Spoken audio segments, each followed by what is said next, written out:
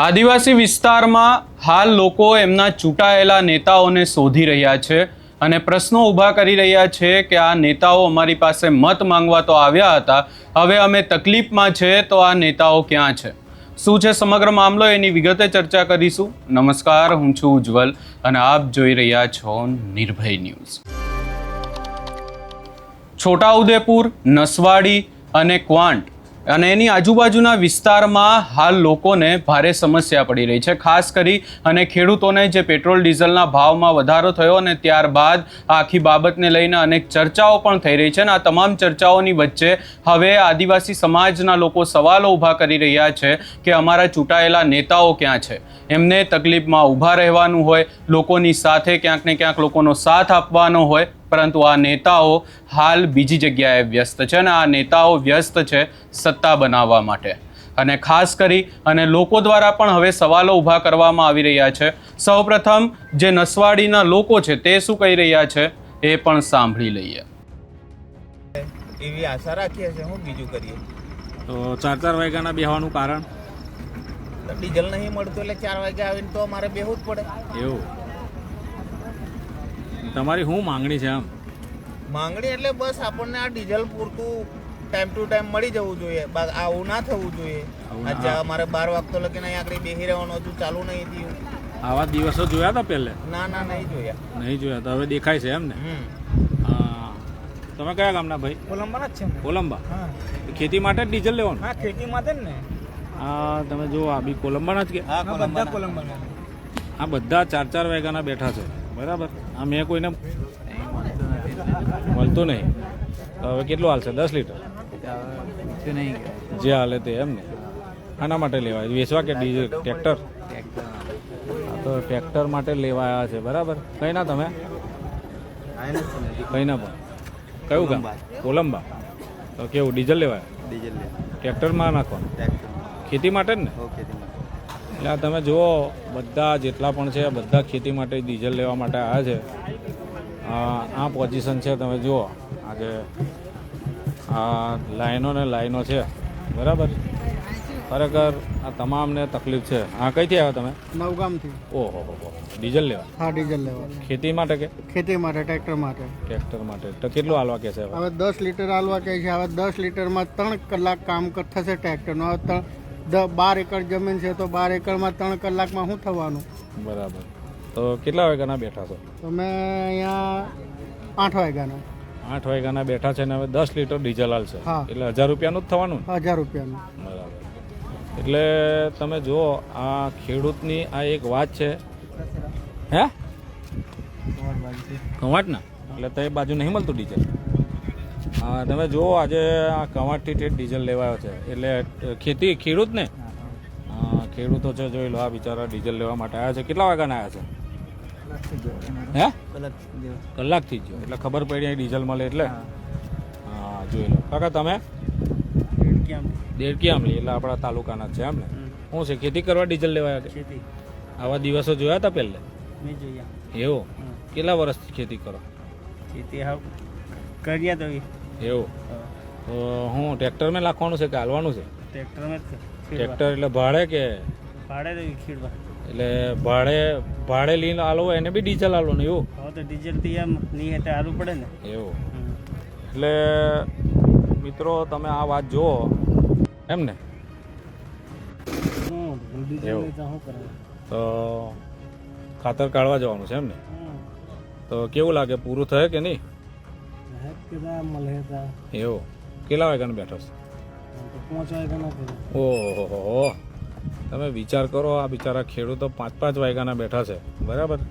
આમને મેં નહીં બોલાવતા, બિચારા જાતે જ બોલે છે. પછી એ કેટલું મળે? 10 લીટર? આમાં કેટલા લીટરની ટોકી આવેલા?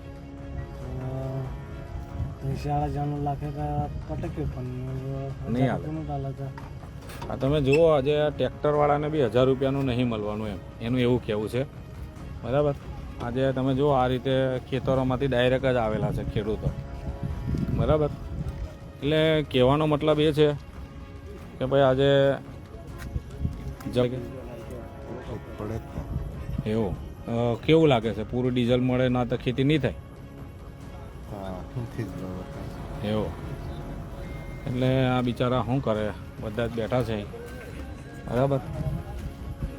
આ રીતે મોટી મોટી ગાડીઓ બી છે. બધાને હવે 2000નું જ હાલવાની વાત છે ને 1000ની હાલવાની વાત છે. એટલે મારે કહેવાનો મતલબ એવો છે કે ભાઈ સરકારી તંત્રએ ખરેખર આવું જોવું જોઈએ.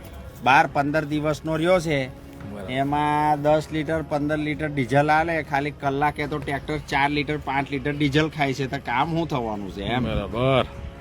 તો ખરેખર પોઝિશન બહુ ખરાબ આવવાની છે એવું લાગે છે. ખરાબ એટલે બહુ ભયંકર બરાબર. વિકટ પરિસ્થિતિ જેને કહેવામાં આવે.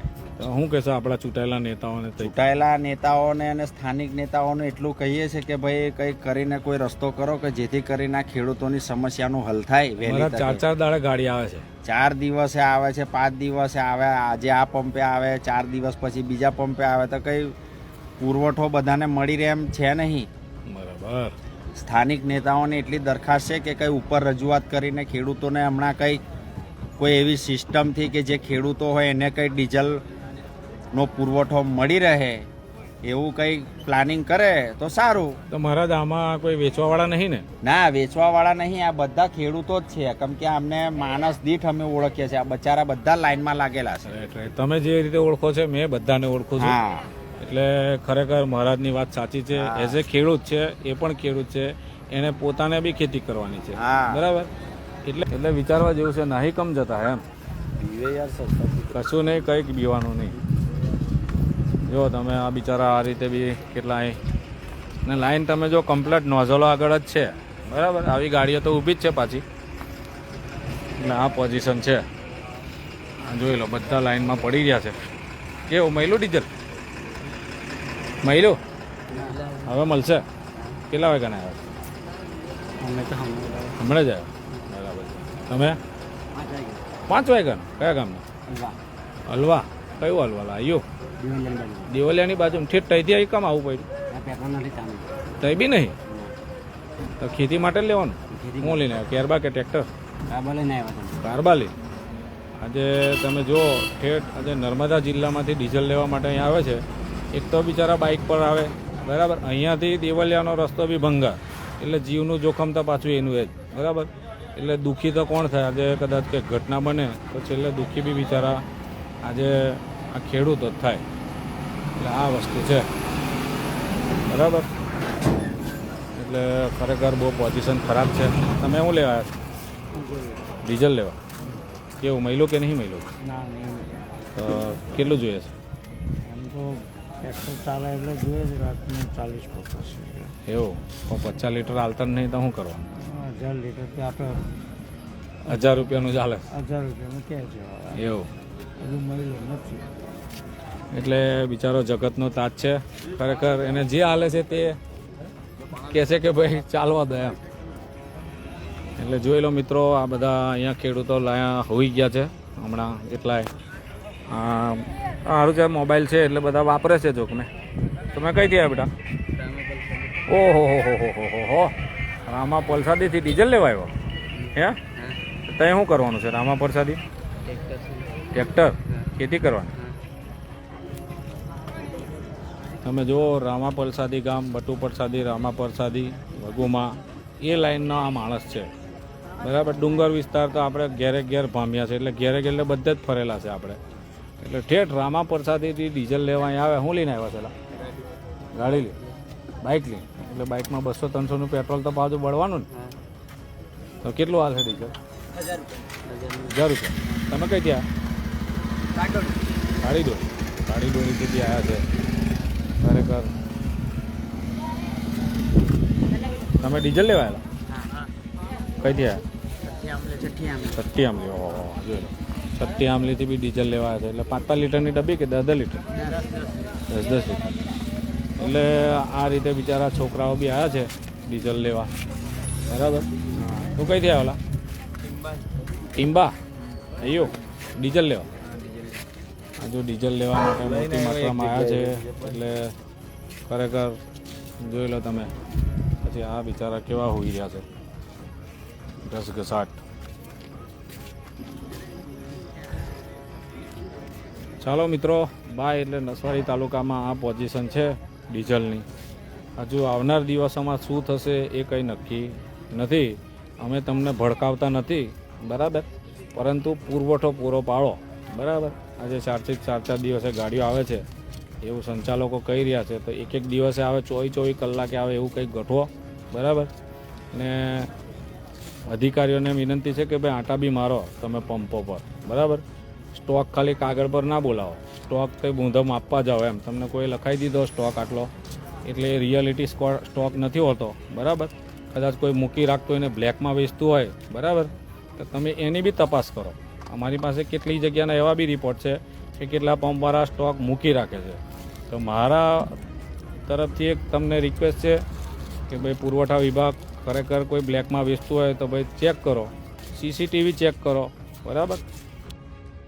અહીંયા ખાસ કરીને જો ચર્ચા કરવા જઈએ તો છોટાઉદેપુર અને ખાસ કરીને એના આજુબાજુના વિસ્તારો જે આદિવાસી વિસ્તાર છે ત્યાં લોકોને હવે પેટ્રોલ ડીઝલના જે ભાવ છે અને ખાસ કરી અને પેટ્રોલ પંપ પર જે ખેડૂતોને લાંબી લાઈનો લગાવવી પડી રહી છે એને લઈને અનેક તકલીફો પડી રહી છે, અનેક સવાલો ઊભા થઈ રહ્યા છે. અને આ તમામ ચર્ચાઓની વચ્ચે લોકોને સ્વાભાવિક વાત છે કે એમના નેતાઓ જ યાદ આવશે, જેમને તેઓ ચૂંટીને લાવ્યા છે તેઓ જ યાદ આવશે, પરંતુ આ નેતાઓ આ સમસ્યાને લઈ અને કોઈ ચર્ચા કરતા નથી જોવા મળી રહ્યા અને માત્ર એ જોવા મળી રહ્યા છે, એ વાતો કરી રહ્યા છે કે એમની સત્તા કેવી રીતે છોટાઉદેપુરમાં ને એના આજુબાજુના વિસ્તારોમાં બચશે.